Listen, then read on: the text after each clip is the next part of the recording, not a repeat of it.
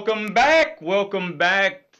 My name is Melvin Thompson. I'm the executive director of the Endeleo Institute, and you are watching the By Any Greens Necessary Part 2 show. Thank you so much for coming back. And where did we leave off? I don't even remember. But we're just excited to be starting another farmers market season with Trinity United Church of Christ. Our parent organization, Endeleo, is the community development, health, and education arm of Trinity United Church of Christ on West 95th Street, 400 West 95th Street. This Saturday is the beginning of our second farmers market season that's supported by the U.S. Department of Agriculture, better known as the USDA.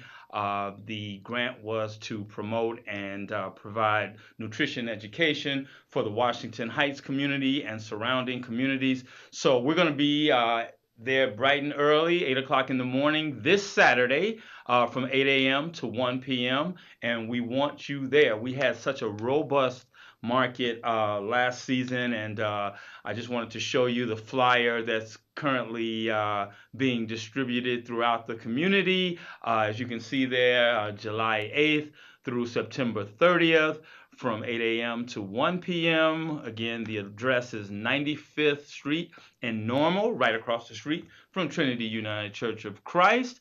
We're going to be there bright and early with farmers from Pembroke, Illinois, black farmers from Pembroke, Illinois. We're really excited about that. They are returning.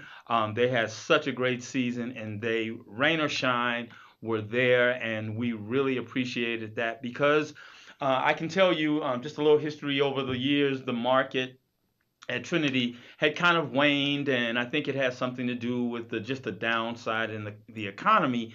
And so, healthy food and all of those good things kind of fell down the pecking order in terms of priorities in our community. And so, we wanted to appeal to anyone that would listen that this community is suffering from illnesses and chronic illnesses that are preventable, hypertension, obesity, high blood pressure, and all those kind of things that are indicative of poor eating habits. And so we applied for this grant a couple of years ago to the USDA, and we were fortunate to get a 2-year grant. So we were really hoping that we, from an attendance standpoint, exceed the wonderful attendance that we had last year and really, just blow the numbers up. And so we can go back to the same funder and say, hey, listen, we did so well, and the community is coming together around this healthy food, and we're engaging in economics where the dollar is, traveling within the community and staying in the community, which is altogether, exactly what we wanted. We've got vendors, we call them village vendors, that are a supplement to the black farmers. They did well last year, so we're looking for, and then we even have some more things on the docket. Is anybody familiar with alkaline water? I am not. But I know that we are going to have an alkaline water vendor out there because supposedly it is healthy for you rather than the regular tap water. So we'll be providing education in terms of that. So we're looking forward to a really splendid market. If there's anything, because we're going to recap all the things. This is the beginning of the second half of the year for Endeleo, and it's July now. Wow, where's the time gone? So we're going to talk about a number of things that is really pertinent to the market, but there's so many different things going on at Endeleo that we'd be remiss not to tell you about them. And they'll all revert again back to nutrition education in some form or fashion because we know that if we just get people eating healthy, that's not going to solve all of our issues. But it's actually interconnectedness of different issues. So there's economic opportunity, which is why we have black farmers selling their wares and their goods, and we have vendors selling their products to other African Americans because small businesses are tough to start. tough to maintain. And so we're actually creating a marketplace by doing that. Oh, I forgot to tell you. If you want to call in, you got to comment on anything or whatever that you want to talk about. Our phone number here is 312-738-1060. That's 312-738-1060. So again, my name is Melvin Thompson. I'm the executive director of the Endeleo Institute. We are just excited about the partnerships and all the things that we've done in the past couple of years because they're all starting to bear fruit. Our mission at Endeleo is to strengthen existing assets in the community, and we're really excited about the first project that we took on when we came on board, and that is our regional library. Has anyone, please, if you've driven by 95th and Halsted in the last 6 weeks or so, please give us a call at 312-738-1060 and tell us about what you see there at the corner that's unfolding in front of your eyes because we're really excited. A couple of years ago, Andaleo led a community-led we spearheaded a community-led restoration of that library, a $10 million restoration that is ongoing right now, and it is really moving along. We have an African-American contractor in Ujamaa that's overseeing the work. We have hired returning citizens from in and around the community. Our zip code of 60628 actually has the largest population of returning citizens. And so it is the vision of our illustrious pastor to employ folks that have paid their dues to society. Trinity has done that in great fashion with its Raise the Roof project. If you've been by Trinity in the last several months, you will see that we've got a brand new floor in our atrium. We've got an outdoor patio. We have a green roof. We have a garden. We're just doing it along 95th Street. And so the library is just an extension, let's call it the West End extension of the revitalization of an existing asset in the community. And we're really excited about it because 25,000 folks patronize that library every month. And so we're excited to see basically the transformation of something that was already there that was pretty much disinvested, blighted, and just not representative of the community in which it sits. And so we took our case to the city, and the city acquiesced. And now we are partners with the library in terms of doing things beyond the physical improvement of the library. And one of those things will be nutrition education, even after the market goes away at the end of September, because obviously we don't want folks just eating, healthy from July through September 30th. We want this to become a lifestyle. And so we're really excited that, we have this opportunity to lead the community. And now folks are calling Andaleo and saying, hey, Melvin, what about the abandoned building a couple of blocks down the street from the library? We could turn that into a community center, or we can make that a commercial kitchen, or we can do this, or we can do that. So I think in the long run, what we've seen is a community empowered, a community taking control of its own destiny and not waiting on the powers that be to come in and rescue it, so to speak. And so that's what it's going to take. I mean, it's going to take the community to take a stand. I know that over the years, economic opportunity has leapfrogged Washington Heights and other communities on the South Side.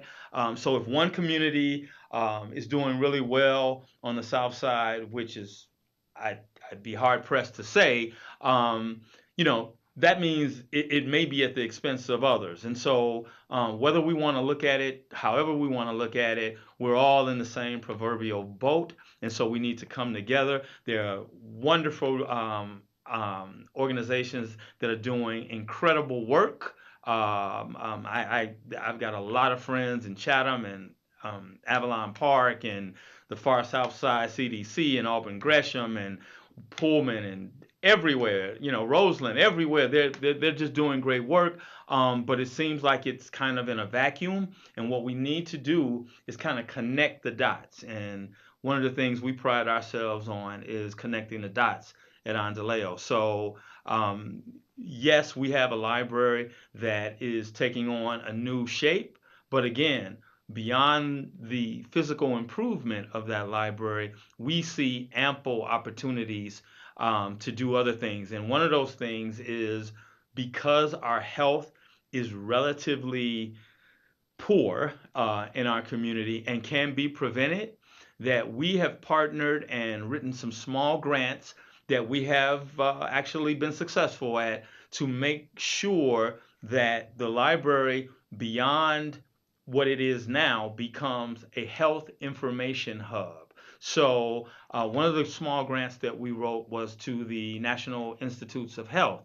We are proposing to install these computer kiosks that'll be dedicated to the issues that plague Washington Heights, the Washington Heights community. Excuse me. And so folks will be able to come in to a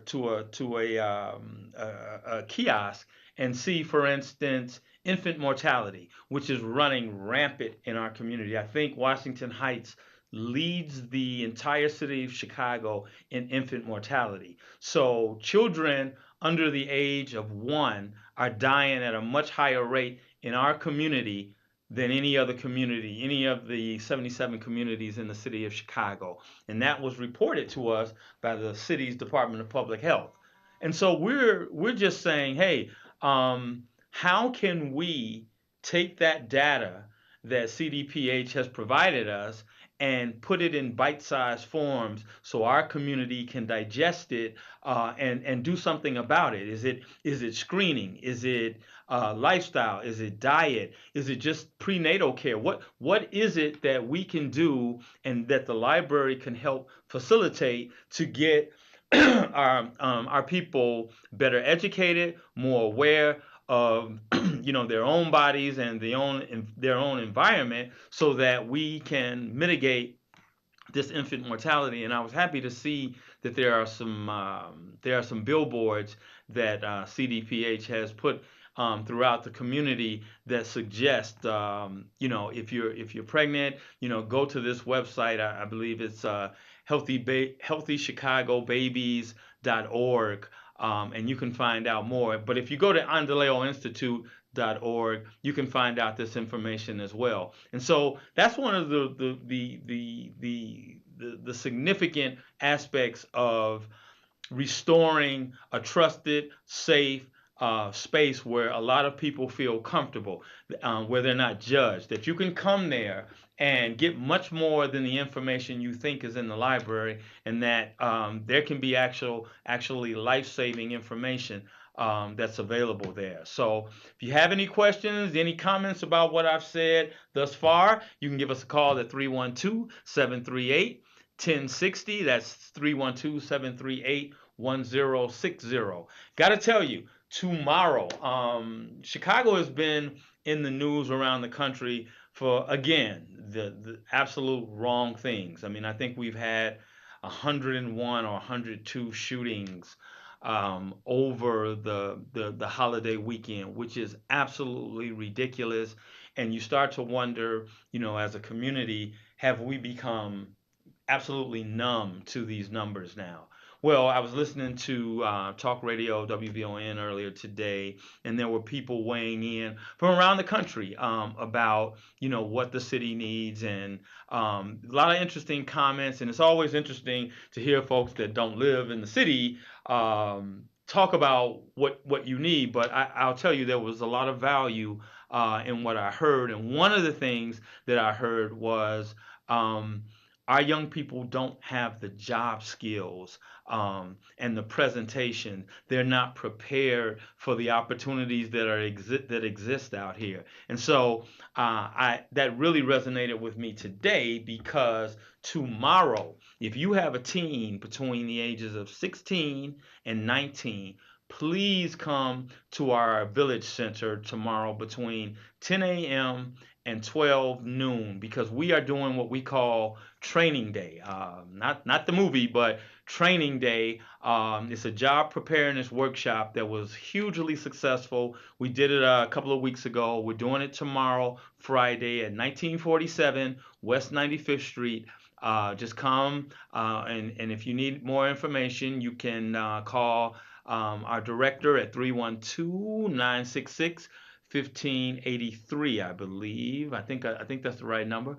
And okay, thank you very much. They told me that's the right number. And we have some outstanding mentors, some outstanding tutors that will talk about posture, eye contact, maintaining the right space when you're interviewing. And we're doing all of this because on July 12th at Olive Harvey College, there will be an actual hiring event with over 100 employers that are looking to hire folks that day. So, not just to take your resume and say, okay, we'll get back to you. Thanks if we find anything. No, no, no. They're hiring that day. And so we were fortunate to garner a very small grant to actually put on these workshops because we knew that our young people, particularly our young teens that are kind of transitioning into young adulthood from 16 to 19, need these skills. So if you are a parent out there or you're a student, you're just getting out of school and you've been out for a couple of weeks now, come by, get a refresher on how to talk to folks, how to present yourself in a presentable manner, and hold a conversation. Be able to look someone, an adult, across the table and hold a conversation and tell someone that you need a job and why, and what you're interested in doing. And that's basically all we're doing. It's not rocket science, but I think if you haven't had the occasion to practice this, I tell young people all the time, when you see athletes on television, it looks like they just come on the court and just start doing all these things and excelling, when what you don't see is the hours and hours and hours of relentless practice. And that's what it takes. And so interviewing, I mean, I still do it on a regular basis when I go to see someone that I've never met.